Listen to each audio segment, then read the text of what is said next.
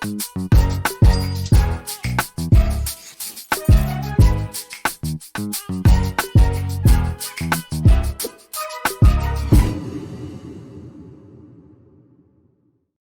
bem? Sejam bem-vindos a mais um treino do baú. Esse não é tão do baú assim. Vocês vão perceber que a gente vai treinar uns que estão lá no fundo do baú e outros que estão mais assim na tampa do baú. Essa prova aqui foi aplicada em 2021, ou seja, não está tão assim lá no fundo do baú. E é legal treinar as provas passadas, sabe por quê? Apesar de, assim, de ser um outro examinador, a gente percebe que as teses são sempre as mesmas, é a forma de perguntar, a nomenclatura que é utilizada, que acaba mudando, né? Então, esse daqui que a gente vai fazer é o exame de número 32, tá? Eu gosto dessa prova também, essa prova bem legal, porque ela é diversificada, ela faz você procurar aquilo com até mais tranquilidade, seja no CTN, seja na Constituição Federal. Então, eu gosto bastante dessa prova também. Vamos para essa prova do baú, então. O partido político XYZ do Brasil alugou um imóvel de sua propriedade ao locatário Matheus Silva. Posteriormente, Matheus recebeu no imóvel um carnê contendo cobrança de taxa de coleta domiciliar de lixo, com o lançamento efetuado em nome do proprietário. Matheus Silva, deixa eu aumentar um pouquinho, né? Porque se a pessoa está assistindo do celular ou do tablet, né? Fica melhor. Matheus Silva, verificando o seu contrato de locação, percebeu que havia previsão de que o locatário deveria arcar com o valor do pagamento de taxas que recaíssem sobre o imóvel. Entendendo que a cobrança era indevida, por violar a imunidade dos partidos políticos e por não se tratar de serviço público remunerável por taxa, o locatário promove ação judicial para discutir o débito. Ele pergunta: é devida a taxa de coleta domiciliar de lixo em relação ao imóvel? E letra B. O locatário pode promover ação judicial para discutir o débito tributário? Veja uma coisa, ó, de cara aqui. Será que se a gente mudar o tributo, a resposta muda ou é esse tipo de pergunta vale para qualquer tipo de questão que a gente estiver trabalhando? Letra B, né? Qualquer tipo de questão que a gente estiver trabalhando, não muda a resposta. Vamos pensar, tá? O partido político aluga um imóvel de sua propriedade ao locatário Matheus Silva. Posteriormente, Matheus recebe um carnê de taxa de coleta domiciliar de lixo. Bom, peraí, que taxa é essa? É uma taxa de serviço, né? Que tem como fator gerador a prestação de serviço público específico e divisível. Se o partido político é imune, será que esta imunidade se estende a Matheus? Será que essa imunidade ela fica só para o partido político, porque o artigo 150, inciso 6, a linha a linha B da Constituição, C da Constituição, B é religiosa, a linha C da CF trata dos partidos políticos, né? O inciso 6, ele fala das imunidades genéricas. Genéricas porque alcança várias situações, pessoas diferentes em momentos diferentes. E a linha C, ela prevê uma imunidade subjetiva que alcança os partidos políticos, entidades sindicais, né, dos trabalhadores, também as instituições de educação, instituições de assistência social sem fins lucrativos. Os partidos políticos estão alcançados por essa imunidade, lembrando que este rol de imunidades é apenas a imunidade dos impostos, deixando de fora as outras espécies tributárias, né? E aí a pergunta é essa: a taxa de coleta domiciliar de lixo em relação ao imóvel, ela é devida? Será que de fato tem que ser cobrada essa taxa? Vamos ver? Ó, a taxa de coleta domiciliar de lixo, ela tem lançamento, ela é lançada com o nome do proprietário, Matheus, verificando seu contrato de locação, percebeu que havia uma previsão de que o locatário deveria arcar com o valor do pagamento das taxas que recaíssem sobre o imóvel.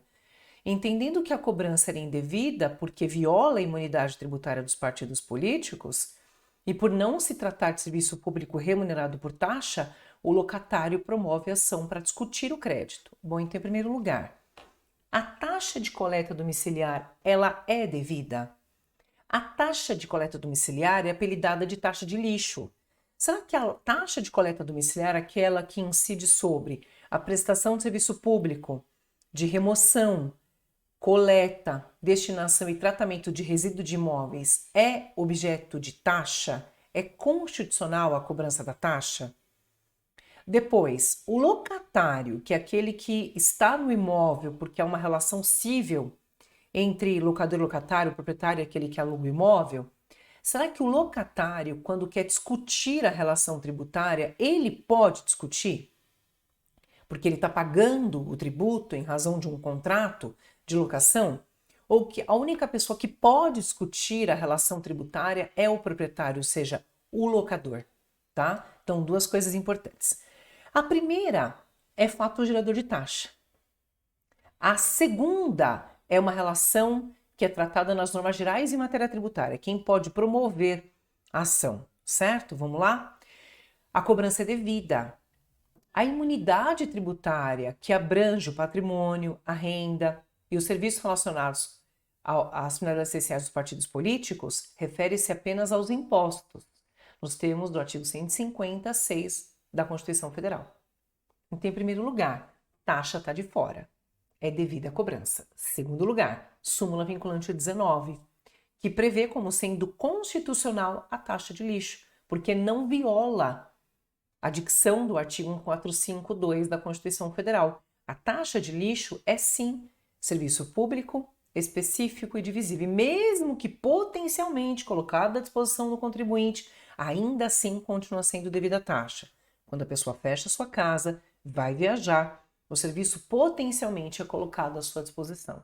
E por ser potencialmente colocado à sua disposição, permanece sendo devida a taxa. Então, duas informações importantes, tá? A cobrança é devida porque esta imunidade recíproca, a imunidade tributária, que a gente percebe no inciso 6 do artigo 150, abrange apenas os impostos, as taxas estão de fora. E depois, a coleta domiciliar, ou a apelidada de taxa de lixo, sim, ela é constitucional, súmula vinculante 19 e artigo 1452 da CEF, porque não contraria especificidade, divisibilidade da taxa. E depois a gente tem um artigo dentro do Código Tributário Nacional que a gente trabalha ele durante muitos momentos do curso, fazendo perguntas nos simulados e também durante as aulas, que é o artigo 123 CTN, um dos campeões de aparecer na prova de primeira fase. Em especial conjugado com a súmula 614 do STJ. O 123 CTN andou sozinho durante muitas décadas. Eis que vem publicada, se eu não estou enganada, dos 2017 ou 2018, alguma dessas dois anos aí. Depois da pandemia, me deu um negócio de perder memória de quando foi exatamente a publicação, mas eu acho que foi entre 17 e 18. O artigo 123 do CTN andou sozinho, até a publicação da súmula 614 do STJ. Súmula 614 do STJ, artigo 123, não vai cair só em relação à taxa, não. Vai recair em relação ao IPTU, em relação a qualquer tentativa do locatário de discutir relação tributária. O locatário, quando quer discutir relação tributária perante a fazenda, ele não consegue, porque ele não é o praticante do fato gerador. Lembra disso? O praticante do fato gerador pode sim propor ação para discutir, para repetir em débito tributário, para afastar cobranças futuras, para ter a devolução do que já pagou. Mas quando ele é proprietário. Se ele é apenas o locatário e há uma relação cível entre locador e locatário, essa relação é discutida em outro lugar. Ou seja, eu posso sim, numa ação de regresso, lá no âmbito cível, lá no barraco de João Mendes, eu posso discutir a relação cível, obrigacional ali, que foi, que surgiu e que teve como nascituro um contrato, né, estabelecido entre as partes. Mas isso não pode acontecer quando a gente está pensando numa relação tributária, porque a fazenda só procura os praticantes de fato gerador, ela não vai atrás de mais ninguém. Ela procura a pessoa que praticou o fato gerador. E o praticante de fato gerador, professor, como é que eu sei disso? Quer ver? Ele dá uma dica bem legal no enunciado, olha que legal. Ele diz assim, ó, a taxa de coleta domiciliar tem lançamento no nome do proprietário. Então veja, é o proprietário quem pode discutir. E vem dois artigos importantes, duas teses importantes. A prevista no artigo 123 e na súmula 614, olha lá. O contribuinte é o proprietário e não o locatário, não podendo o locatário opor ao fisco o seu contrato de locação. Até porque o artigo 123 CTN, abre 123 CTN, ele fala que as relações cíveis são inoponíveis à fazenda, salvo a disposição de lei em contrário. Mas a regra é essa, que esta relação cível seja inoponível à fazenda. Então, quer dizer, quando a gente paga um contrato de locação, já vem embutido ali o valor do IPTU. Mas se eu quiser me insurgir, eu na posição de locatário, eu não posso, né, contra a fazenda, não. Até porque, se houver uma dívida de IPTU, não é você que será acionado, né? A execução fiscal ocorre contra o locador, que é o proprietário. E vem a súmula 614 do STJ, dizendo o seguinte: o locatário não tem legitimidade ativa para discutir a relação jurídico-tributária de IPTU e de taxas, e também não pode repetir em débito tributário. Então não é possível, né? Então é esse afastamento de cobrança, né? Vamos lá, olha que legal. Aqui nessa prova, você vê como muda, né, de uma prova para outra. A FGV, ela fez uma distribuição de pontuação um pouquinho mais irregular. Ela deu 0,75 e 0,50. 0,75, sim, no caso das imunidades, referência apenas aos impostos, de acordo com o artigo 156 da CF, e na verdade no inciso 6 só, né? Inciso 6, né, FGV, vamos acrescentar a linha C da CF, né? Porque a gente está falando em relação a uma pessoa específica que são os partidos políticos, né? O enunciado mesmo disse isso. Ou, se você quisesse também, você poderia ter desenvolvido da seguinte forma: o serviço de coleta domiciliar de lixo é específico e divisível, podendo ser remunerado mediante taxa, conforme o artigo 145.2 da CF, ou 77, ou 79, ou a súmula vinculante 19. Não é ou a súmula. Isso não está certo no gabarito, né? Porque, veja, o serviço é específico e divisível e obrigatoriamente tem que trazer a súmula vinculante 19, porque é ela que diz que o serviço de coleta, remoção e tratamento é objeto de tributação por taxa. E aí a gente usa como parâmetro e como alicerce, é o contrário. O artigo 145.2, né? 145.2 ou 77 do CTN. Aí 145 ou 77 eu concordo, mas quem traz a obrigatoriedade de cobrança de taxa quando tem esse tipo de serviço é a súmula vinculante 19, tá bom? Olha lá, não, o contribuinte é o proprietário, não o locatário, não podendo o locatário opor ao fisco seu contrato de locação. Se eu tivesse só feito a paráfrase do 123 CTN estava perfeito, perfeitíssimo. Isso aqui também não é ou, isso aqui é e, né? Porque tem prova que ele coloca e, isso aqui coloca como ou. Então, as duas, e. Isso não são, a gente não vai usar isso como sinônimo, a gente vai usar isso como duas teses mesmo, né? Que lógico, elas são teses completamente irmãs, elas são complementares, elas se encaixam com uma perfeição muito grande, sem dúvida alguma, mas a gente não pode colocá-las no mesmo lugar, a gente vai ter que colocar, eu digo, a gente não vai colocar uma ou outra, a gente tem que colocar as duas, tá? Então, 123 e súmula 614 da STJ. Eu gosto muito dessa questão. Essa forma de resposta aqui para mim na FGV não tá muito boa, mas é isso, tá? Vamos para a próxima? João, residente no estado X, é proprietário de veículo localizado no município Y, situado no estado X. João não pagou o IPVA do carro. Com vencimento previsto para a data de 11 de maio de 2017. Data esta publicada no Diário Oficial pelo ente político, em calendário específico para o recolhimento do IPVA. O que acontece na grande maioria dos estados. Na verdade, eu nem sei se existe um estado, se tiver, me corrijam aí, porque graças a Deus a gente tem aluno no Brasil inteiro, os colegas sempre falam, professor, mas aqui no meu estado, Maria Helena, depois você me fala, tá? O pessoal sempre fala isso para mim, professora, no meu estado acontece de outra forma, né? Então, se acontecer de outra forma, chame a minha atenção, por favor, que eu posso não saber também, né? A gente não sabe tudo na vida, né? Graças a Deus. Então, ele diz o seguinte, que houve uma publicação de um calendário específico para recolhimento de IPVA. Isso acontece nos estados, inclusive, pessoal, de uma forma bastante interessante, que logo depois que existe a publicação desse calendário específico para recolhimento de IPVA, ou seja, estipulando datas, a imprensa local já começa a dizer, né, naquele estado, nesses jornais locais todos que existem pelo Brasil inteiro, quais são as datas, até as datas para que haja um limite para pagamento e a concessão de um desconto, né, do IPVA. Aí olha só, considerando que não houve envio de correspondência à residência de João, responda aos itens a seguir. Ocorreu a constituição definitiva do crédito tributário com a data publicada em Diário Oficial? E depois, qual será o termo inicial, do prazo prescricional? Lógico, né? Ele tá perguntando sobre duas coisas diferentes. Vamos lá. Sobre o calendário, se tem constituição do crédito tributário, vou colocar em verde, né? Vamos pro rosa agora. Qual será o termo inicial do prazo prescricional para o ajuizamento da execução fiscal na hipótese de constituição definitiva do IPVA? Bom, quando ele coloca assim é porque teve constituição definitiva, né? Você já pode ter uma noção, assim, né, de que houve essa constituição. Então, em primeiro lugar, a gente tem que saber o seguinte, sobre o lançamento do IPVA, a publicação no Diário Oficial com a data específica para pagamento já se considera constituído o crédito tributário, mesmo não sendo enviado a correspondência, porque ele falou, não houve o envio de correspondência à residência, cobrando o tributo.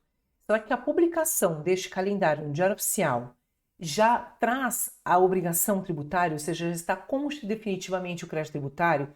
E se constituído, quando que é o termo inicial para prazo de prescrição? Ou seja, quando que a gente começa a contar o prazo de prescrição na hipótese dessa constituição definitiva do crédito tributário, tá? Se for considerado constituir definitivamente o crédito tributário. É interessante, né? Não é uma questão sobre fato gerador de PVA, mas duas questões extremamente interessantes sobre constituição de crédito tributário, se está afastada a decadência e quando é que começa a ser contado, ou seja, o termo inicial de contagem de prazo prescricional, se com a publicação no Diário Oficial de data de vencimento para pagamento do tributo, do IPVA, tá vendo? Se a gente já tem data de prescrição aqui para ser iniciado, né, o termo de prescrição. E sim, olha, pessoal, eu sempre dou, inclusive o número desse recurso especial, professora, pelo amor de Deus, eu tenho que memorizar? Não, nada disso, tá? Esquece isso, tá bom? Não tem que memorizar. Eu sempre dou esse número quando a gente está estudando dois lugares diferentes do curso. Quando a gente está estudando prescrição e decadência e quando a gente está estudando o IPVA, tá? Então, veja, quando é que se dá a constituição definitiva do crédito tributário? Para o IPVA, quando for divulgado esse calendário específico de recolhimento, com essa data, né, publicada no Diário Oficial. Com essa data, é considerado, de acordo inclusive com o STJ, o recurso 1.320.825 do Rio de Janeiro, e ele usa essa expressão que está aqui, perfectibiliza a constituição definitiva do crédito tributário. Tem essa expressão dentro do RESP, dentro do RESP tem essa expressão. E nos temos do artigo 142 do Código Tributário Nacional. Por que e como é que eu faço isso se esse objeto de jurisprudência? Bom, de duas uma. Ele pode ter perguntado na letra A para você de acordo com a jurisprudência, você responde de acordo com a jurisprudência. Mas se ele não pergunta isso, nem precisa responder dessa forma, ou se ele perguntar e você não responder, você também não vai ter desconto de pontuação, se você responder certo, dizendo o seguinte, quando publicado o calendário específico prevendo a data de vencimento para o pagamento do IPVA, dá-se aí a constituição definitiva do crédito tributário, afastando a decadência, não é? Nós temos o artigo 142 CTN. Por que 142? Porque é esse artigo que trata do lançamento tributário, da constituição do crédito tributário, tá?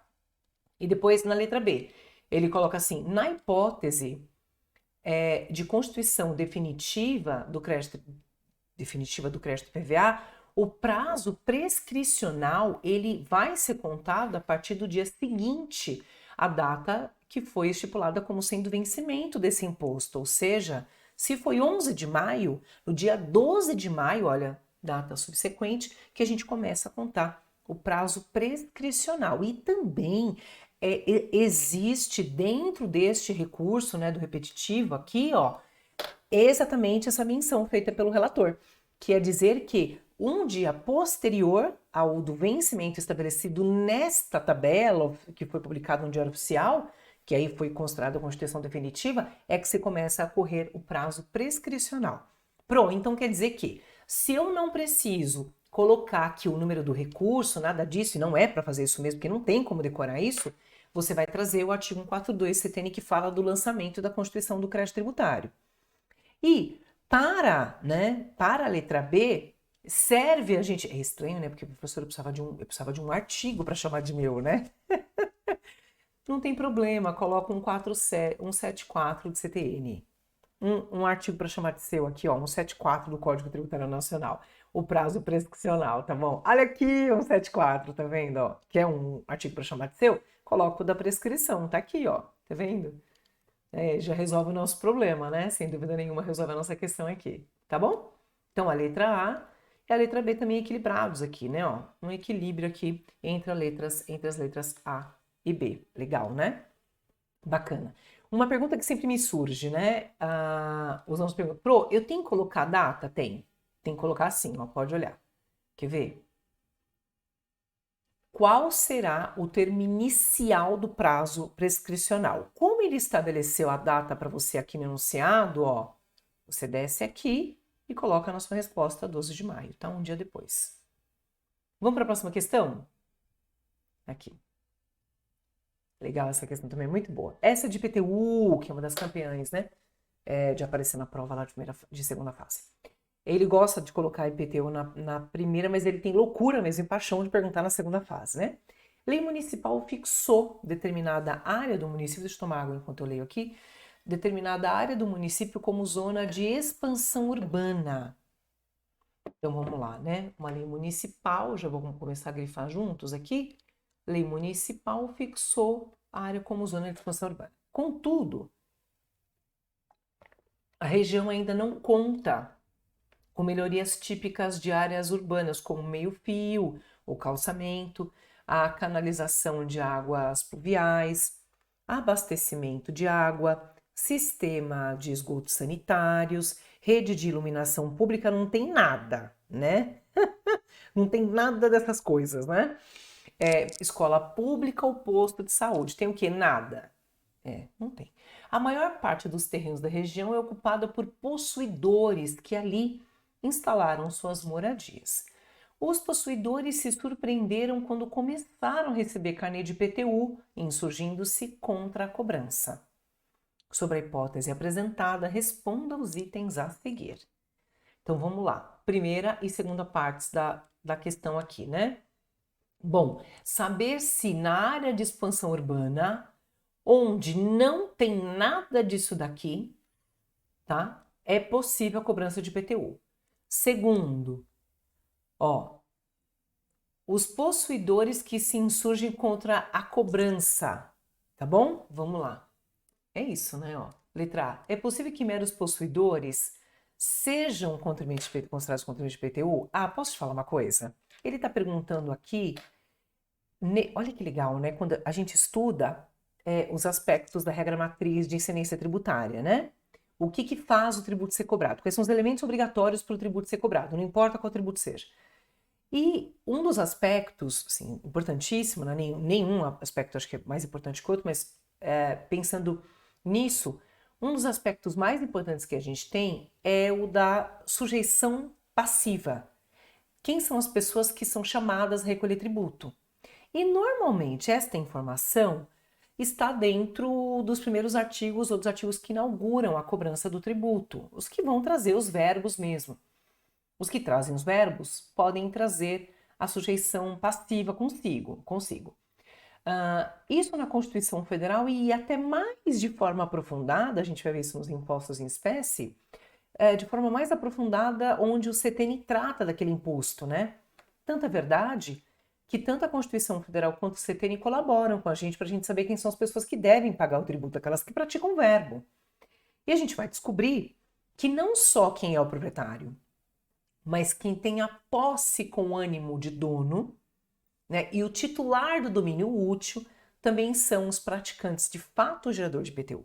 Não é porque ele é possuidor, e veja que ele fala assim, ó, a maior parte dos terrenos é ocupada por possuidores que ali instalaram suas moradias.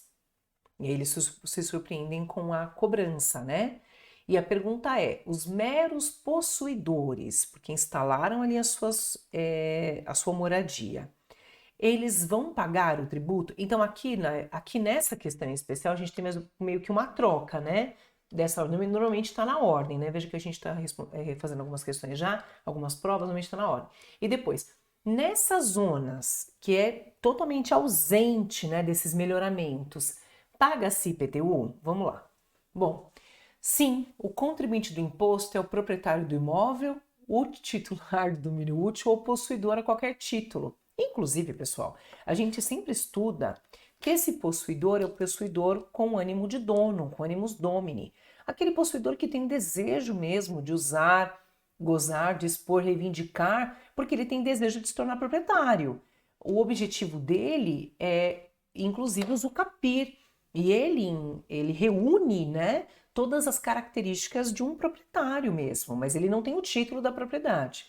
Então, sendo possuidores e tendo ali estabelecido sua moradia, é inequívoco o seu comportamento como se proprietário fosse, tá vendo? Era uma posse com animus domini. Eu sempre ensino isso para os alunos. Você vai perceber que a prova vai levar você para uma posse com ânimo de dono. Ele não instala a moradia ali por instalar. Ele instala porque ele deseja a propriedade. Ele deseja se tornar proprietário. E aí a prova deu 0,55 para essa resposta, quando na realidade, pessoal, essa resposta merecia uma pontuação maior, ou então pelo menos mais equilibrada em relação à letra B, que também é extremamente importante. Bom, então a gente tem que saber o fato gerador de IPTU. Quando o IPTU pode ser cobrado? Bom, o IPTU pode ser cobrado em duas situações. O IPTU será cobrado na situação prevista pelo parágrafo 1º, ou o IPTU será cobrado na situação prevista pelo parágrafo 2º do Código Tributário Nacional. Por quê, professora? Porque o parágrafo 1º, ele traz consigo o seguinte: eu tenho que ter lei municipal definindo como zona urbana e também infraestrutura, melhoramentos que são realizados pelo município, tá? Então, na verdade, eu vou ter lei mais infra. Lei mais infraestrutura é IPTU, tá bom? Lei municipal que definiu aquele local como zona urbana e infraestrutura, meio-fio, calçamento, água, canalização, escola, posto de saúde, tudo isso daí. Tá, perfeito. A segunda coisa importante é o parágrafo 2º, mas é diferente. A cobrança não se dá em razão do parágrafo 1º. A gente esquece o parágrafo, não cumula, tá? A gente esquece o parágrafo 1º e cai no parágrafo 2º. O parágrafo 2º, ele fala de uma outra coisa. O parágrafo 2º, ele não exige infraestrutura que é realizada pelo poder público. O parágrafo 2º exige lei mais local considerado pelo município como zona de expansão urbana ou urbanizável. Esquece infraestrutura. Fiquei brincando assim, não tem nada. Não tem nada no lugar. Não fiquei falando assim, não tem nada no lugar. Isso. Ó, tá vendo? Ó, não tem nada. Não conta com melhoria típica de zona urbana ou de área urbana. Não tem nada. Só que é o seguinte, ele falou que o município, a lei municipal, tá vendo? Ó, lei municipal determinou como zona de expansão urbana. Olha que interessante, olha a diferença. Lei municipal mais melhoramento, lei municipal que disse que aquilo era uma zona urbana mais melhoramento, infraestrutura, ou então, parágrafo 2º, esquece o primeiro e cai no 2º. Lei municipal não tem infraestrutura, esquece, não tem infra, mas ela determinou e previu que ali era uma zona de expansão urbana ou urbanizável, como que tinham condomínios, então, condomínios destinados à moradia, ao exercício do comércio, da indústria, da atividade empresarial, ou sítios de recreio, como aqueles clubes de campo, né? Então, vai pagar IPTU. Mesmo que não tenha infra e mesmo que esteja localizado como se nos parecesse uma zona rural, tá? Então, olha lá. Sim. Então, como que a gente vai fazer? A gente vai usar tanto o parágrafo 1º quanto o 2º. E, além disso, a súmula 626 do STJ, que com certeza no teu vademécum está remido no artigo 32, parágrafo 1º, no artigo 32, parágrafo 2º, e também na Constituição Federal, muito provável que esteja em todos os lugares, né? E debaixo da 626 está tudo relacionado também. Então, olha, sim, embora a zona ainda não possua as melhorias urbanas, que em regra são necessárias para a cobrança do IPTU, a lei municipal também pode considerar urbanas, para efeitos de cobrança do IPTU, as áreas urbanizáveis ou de expansão urbana. 32, parágrafo 2º. Orientação essa que foi corroborada pela súmula 626 do STJ. A incidência do IPTU sobre imóvel situado em área de expansão urbana não está condicionada à existência de melhoramentos elencados no artigo 32. Tá vendo? Não precisa ter o melhoramento. Se há uma lei, tá vendo, ó, 626, se a lei considerou aquele local como zona de expansão urbana ou urbanizável, pessoal, a gente tem cobrança de IPTU e não de ITR. E nem precisa ter infraestrutura, tá bom? Não precisa ter infraestrutura.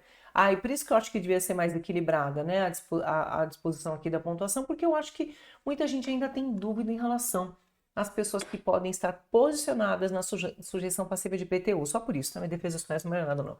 É porque as pessoas, elas se confundem, né? E também eu acho, pessoal, que aqui o 34 de CTN faz muito bem esse trabalho para nós, né? Eu sempre falo, olha, no treino, né?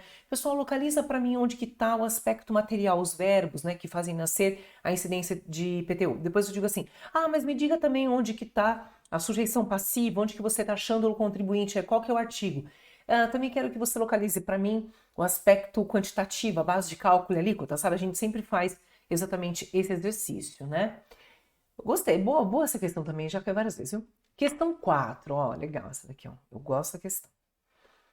Após se lograr vencedor em um processo licitatório privado para fornecimento de 300 notebooks para a Associação X, reconhecida como entidade beneficente de assistência social, a pessoa jurídica alfa ingressa com mandado de segurança, visando afastar o pagamento de ICMS incidente na importação desses notebooks, sob o fundamento de que a Associação X, destinatária final das mercadorias, possui imunidade tributária, por força do artigo 150, 6C. Mas, meu filho, quem é que importa? Então, pois é, tem que ver quem que está importando o tributo, quem que importa o notebook, né? Não é isso? Tem que ver quem faz isso, né? Pois é, aí por isso que as pessoas às vezes elas se confundem, porque quem que está praticando o fato gerador? Pô, mas a pessoa vai ser a usuária, mas ela é destinatária. Mas quem que importa, né? Vamos lá. A destinatária final das mercadorias possui imunidade tributária por força do artigo 156C da CF. Sim, tem imunidade, lembra que a gente tem imunidade de impostos, né? Então, assim, se ela tivesse realizando a importação, ela teria imunidade. Mas tá bom, vamos lá ver. Quanto ao mérito, procede o argumento da pessoa jurídica alfa? Quanto ao mérito, né? Vamos ver. A pessoa jurídica, ela ingressa com mandado de segurança, vou colocar em amarelinho aqui, ó, visando afastar o ICMS que incide na importação dos notebooks, sob o fundamento de que a destinatária final é imune. Então, ele quer a imunidade agora, tá?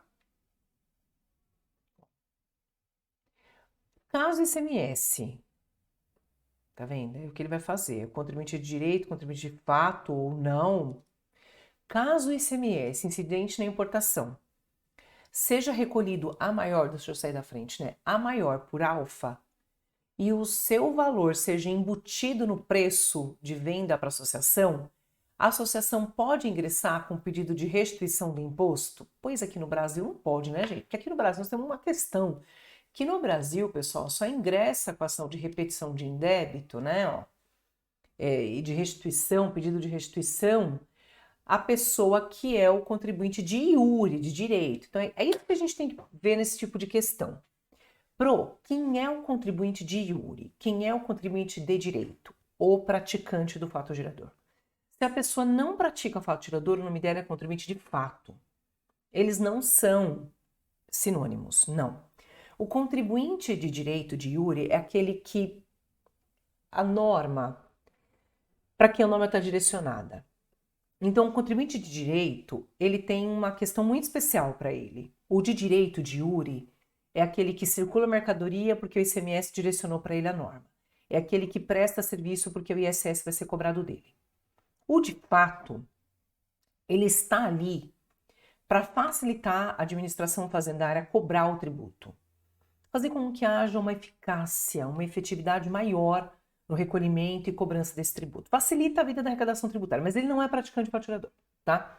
No Brasil hoje, se ele não é praticante do fato gerador, ele não é contribuinte hoje no Brasil, ele não pode propor ação de repetição de débito. E se ele propuser ação de repetição de débito, ele não tem direito a restituir. A não ser que ele esteja expressamente autorizado pelo contribuinte de direito a restituir tributo ou que tenha ficado resolvido num processo administrativo ou judicial, com trânsito em julgado, que ele era a pessoa correta a restituir em débito tributário. Caso contrário, pessoal, ele não pode. No Brasil, não pode. Mas espera aí.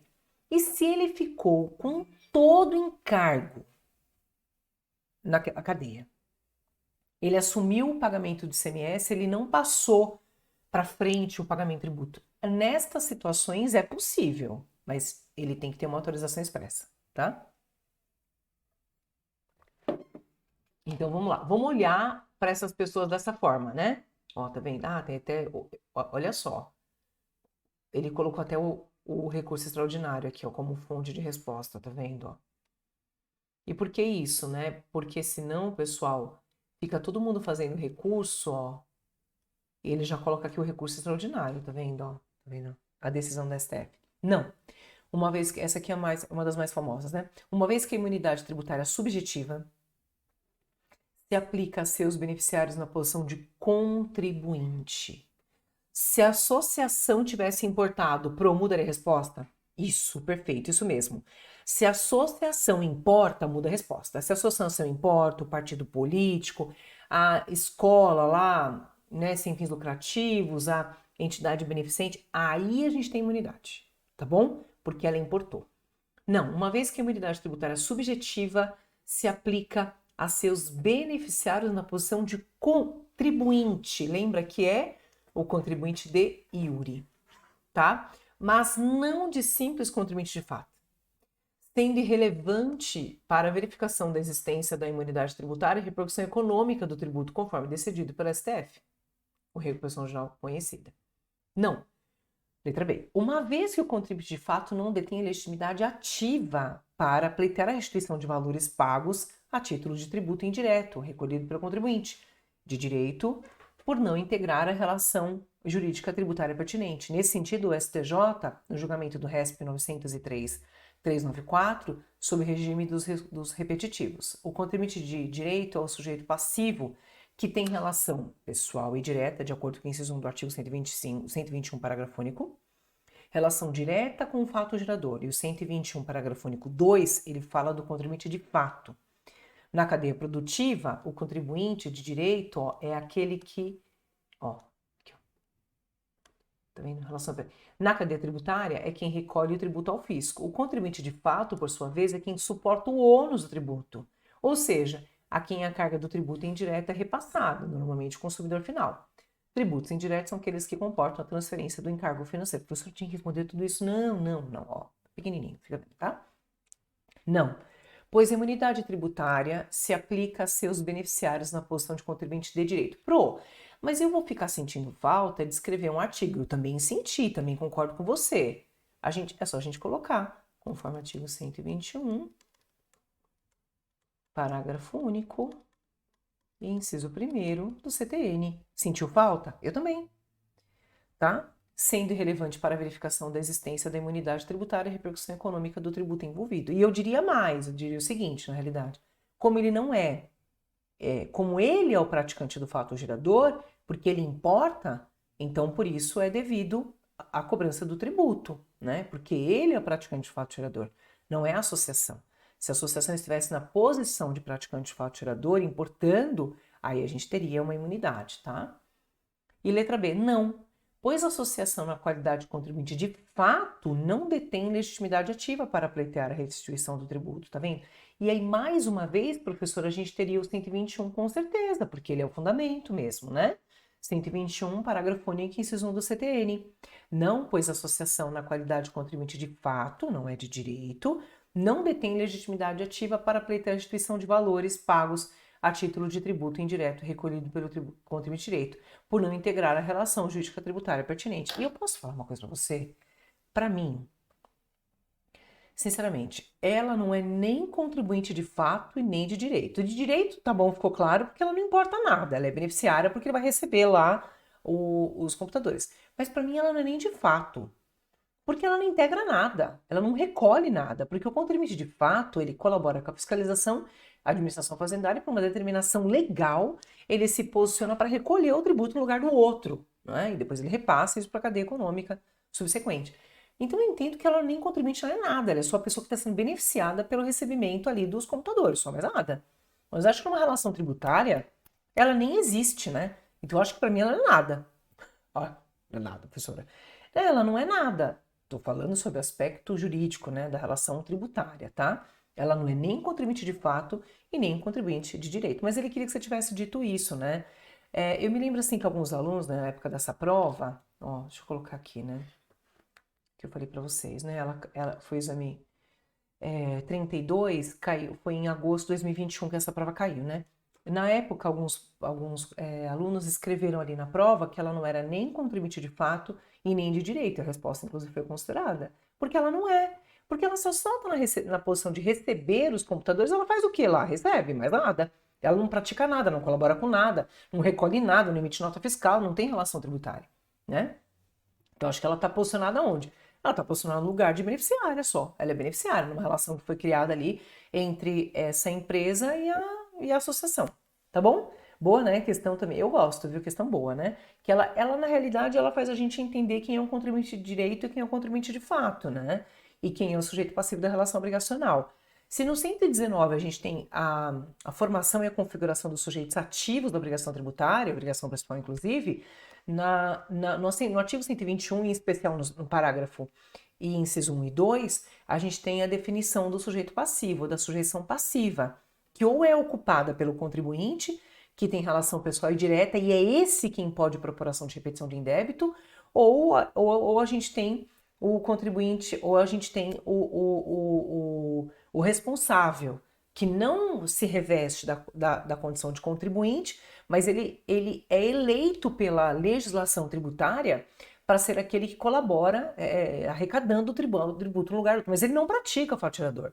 Ele recolhe o tributo no lugar do outro para facilitar a vida da administração fazendária. Mas ele não pode propor ação de repetição de indébito. Tudo bem, pessoal? Espero que vocês estejam gostando, que tenham gostado. Mais sugestões, claro, eu fico aqui à disposição de vocês. Me mandem mensagem que a gente colabora, tá? Um beijo, fiquem com Deus e até o próximo treino do baú.